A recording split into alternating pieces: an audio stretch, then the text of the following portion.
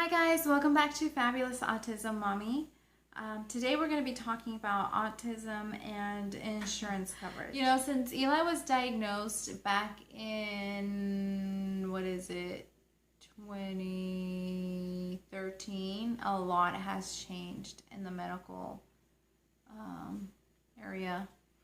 So I just want to give you a couple of things, a couple of tips, 5 to be exact, on what you should do after you get an autism diagnosis, and how to ensure that you are going to get the coverage or get your services covered.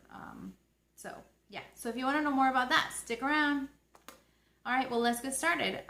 First of all, first thing that you need to do, very important, is you need to get a copy of your benefit plan. But getting a copy of your benefit plan is crucial because it'll give you a lot of the initial information that you need. So let's talk about that. What is the initial information that you need?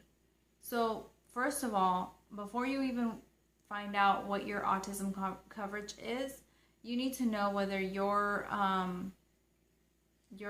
plan is state regulated or if it's self-funded. So if it's state regulated, that means that your employer is paying the insurance company to cover the employees, right?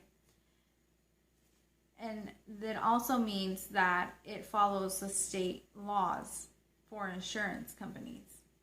Now, if your plan is self-funded, that means that your employer pays for all of the medical bills, and they most likely pay an insurance company to basically do all the paperwork, do all the busy work, but the company itself pays for the bills. Now let me just make sure that makes sense. So you'll have a medical card, like not a medical card, I'm sorry, a medical ID card, and it'll have so I'll have Blue Cross or Aetna or something on it. And it looks like it's coming from an insurance company. But in reality, if the plan is self-funded, that means that the company is paying for the bills. They are just using the insurance company like Blue Cross or Blue Shield or Aetna to handle all the claims and all of, they're basically like a secretary, I guess, if you want to put it that way. So a self-funded insurance plan follows federal regulations, not state. And that is crucial and important because there are a lot of states, I want to say it's like 24 states, that has an autism coverage mandate, which means that if they are state regulated, and the state has adopted an autism coverage mandate, that means that they have to cover the therapy for autism, the ABA therapy.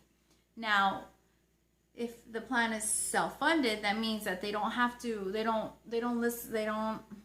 follow the state rules, they follow the federal rules, and there is no federal law that says kids with autism have to have coverage.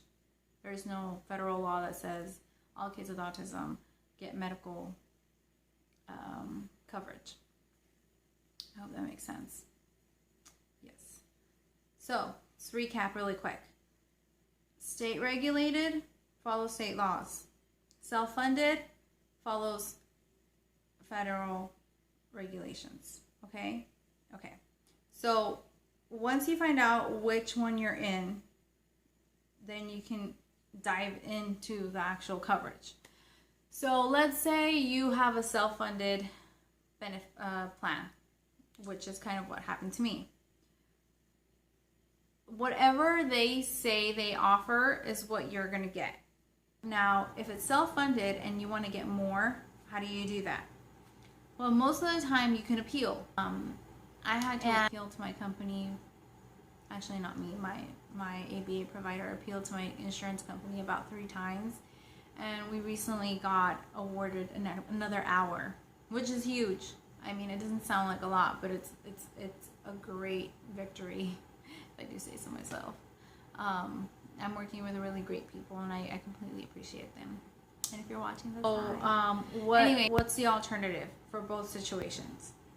You can apply for the Affordable Care Act insurance through your own state and pay for it yourself. You can also see if you qualify for Medi-Cal. If you have, I believe every state has Medi-Cal. I'm sorry, I should have looked that up. But I believe every state has Medi-Cal. So you can do that as well, and you can get coverage that way. So that's that's done. So that was number 2. I know that was a lot for number 2, but I wanted to make sure I gave you all that information. So number 1 is get a copy of your benefit plan. Number 2 is find out whether you're state regulated or if you're self-funded.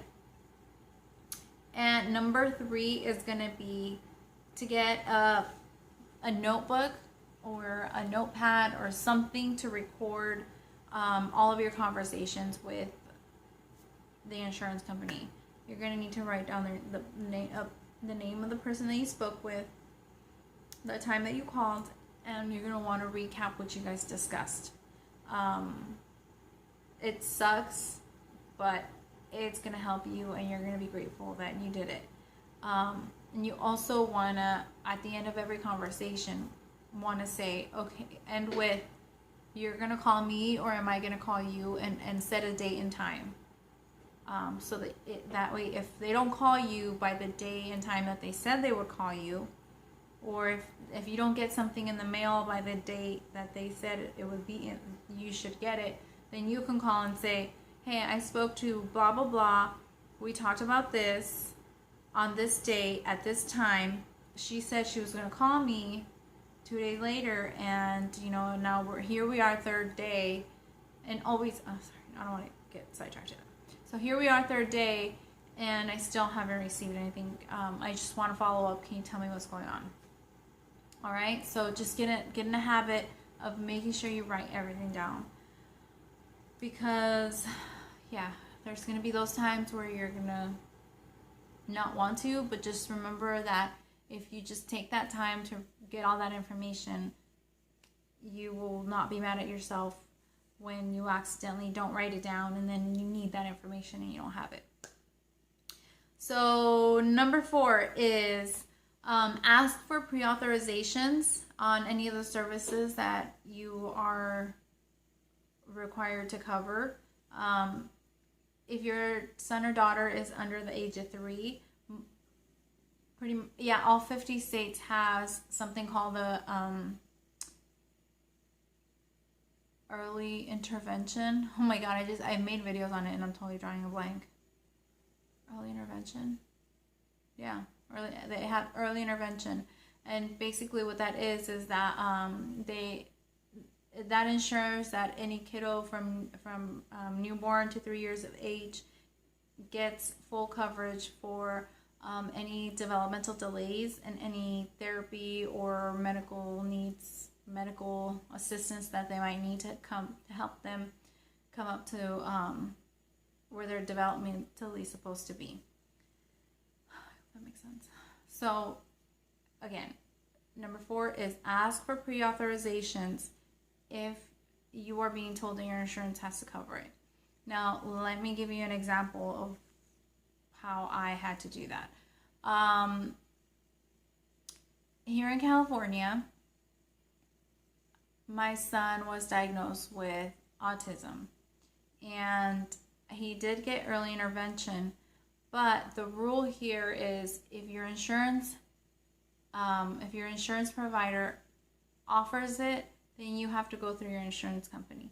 If they do not offer it, then now it's something new, which I'm not going to get into, but then the regional center that covers early intervention will tell you what you need to do.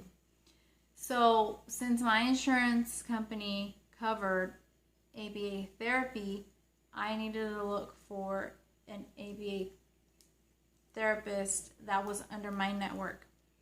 Now, if you don't feel comfortable just moving forward with all the assessments and everything that needs to be done without a pre-authorization, that's fine. Or you can ask for everything to be pre-authorized, which might prolong the process, and depending on where you're at in age, as you know how old your son or daughter is, that might be crucial or it might not. But if you feel like you need it because you're not sure if it's going to cover it or not, or if you're afraid that you might end up with a huge bill, I would just side with caution and ask for pre-authorization. I think my pre-authorizations took about a week. It took me longer to get them in the mail, but I could call into my insurance company and ask them if it was authorized or not. So that's a good tip, I think. So, and last but not least, number 5 is, after you find out what your coverage is, start looking into the different therapists that will be serving your child. When you talk to the different therapists, if it's like a speech therapist, make sure that you ask them if they have any experience working with kids on the autism spectrum. And you might want to, go into, well, what does that look like? How many kids have you oh my gosh, I want to say served, but I'm not sure. I don't know why my brain's not working. Anyways, you just want to make sure that they have experience with kiddos on the spectrum. Super important, because there's a completely different approach that you're going to have to take with a kiddo that's on the spectrum.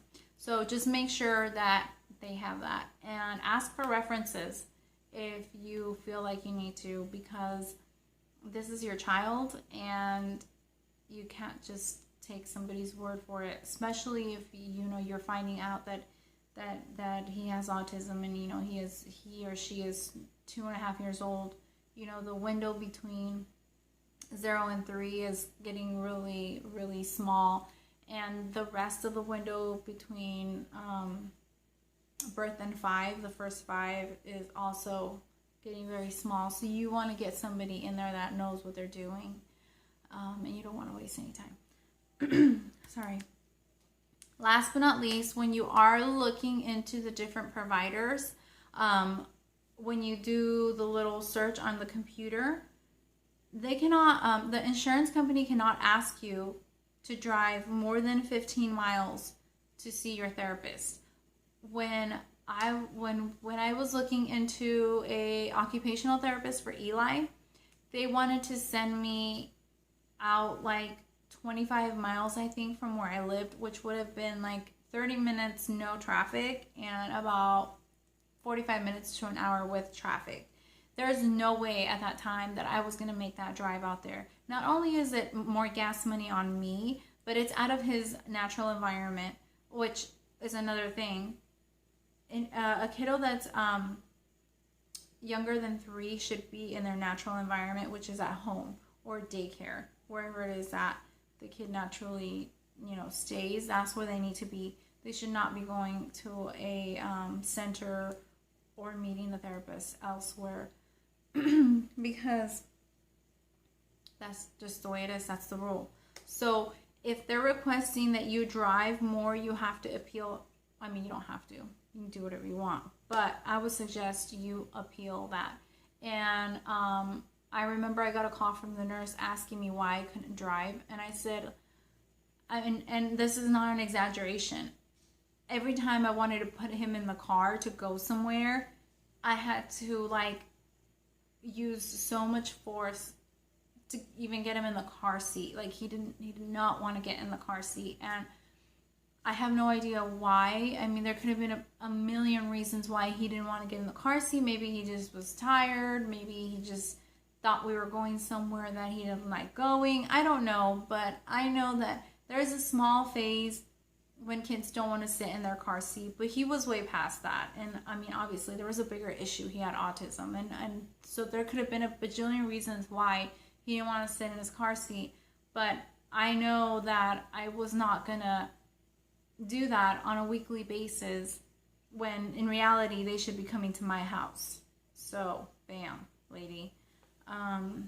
Yeah, so if you have any questions, please leave them down below and I will answer them to my best ability. I will also link a couple of different resources in the info box below. What else? Don't forget to use your regional coordinator as a source to help you out through all of this, because they've done this for many years. They know what they're doing, and you know, they should be able to help.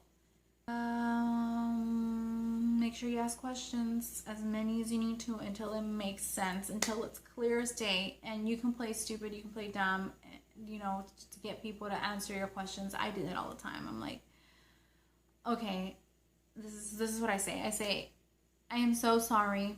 I am sure that you already explained this and I'm just not understanding.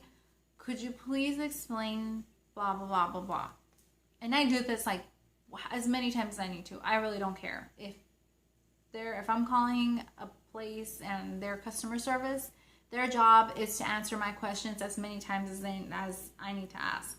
And if they can't help me, then you need to give me a supervisor, because somebody needs to answer my questions. And don't feel bad for doing that. I wouldn't say you should yell at anybody, or, you know, if you feel very angry, then you can say that. You can say, I'm feeling very frustrated, I'm feeling very angry. I'm going to need to call back because I need to calm down.